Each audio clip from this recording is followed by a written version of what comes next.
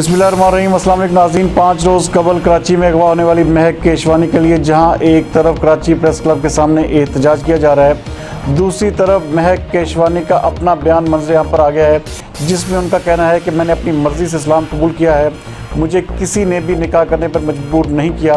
اس حوالے سے کیا کہنا ہے مہک کیشوانی کا، دیکھتے ہیں جاوید ابراہیم منگی کی یہ رپورٹ۔ بسم اللہ الرحمن الرحیم۔ میں مہک فاطمہ، میں نے اپنی مرضی سے اسلام قبول کیا ہے اور اپنے کلاس فیلو عاشر کے ساتھ نکاح کیا ہے۔ اسکول ٹائم سے ہی میں اسلام کی طرف متاثر تھی، میری کافی مسلم فرینڈس تھی، ان کے ساتھ اپنا بیٹھنا تھا، اور یونیورسٹی جوائن کرنے کے بعد وہاں پہ بھی کافی مسلم فرینڈس تھی۔ اس کے بعد مزید میرا اسلام کی طرف انٹرسٹ بڑھنے لگا اور میں نے اس کی نالج حاصل کی، جو کہ میرے والدین کو پسند نہیں تھا، اور اس وجہ سے انہوں نے میرا یونیورسٹی جانا بند کر دیا۔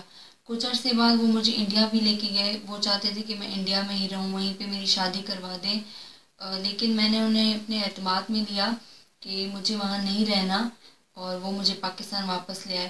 پاکستان واپس آنے کے بعد ہندو کمیونٹی کے لوگ اور کافی ریلیٹیوز نے کافی مجھ پہ غلط الزامات لگائے، کافی من گھڑت کہانیاں انہوں نے بنائی، جس وجہ سے میرا گھر سے باہر نکلنا بھی بند ہو گیا تھا۔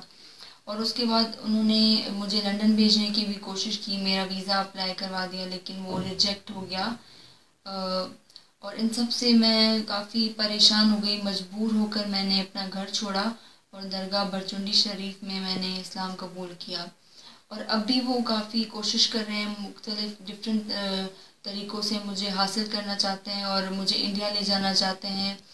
انہوں نے میرا پاسپورٹ بھی ایمبیسی میں جمع کروا دیا ہے، تاکہ اگر وہ لوگ مجھے حاصل کر لیتے تو وہ مجھے انڈیا بھیج دیں۔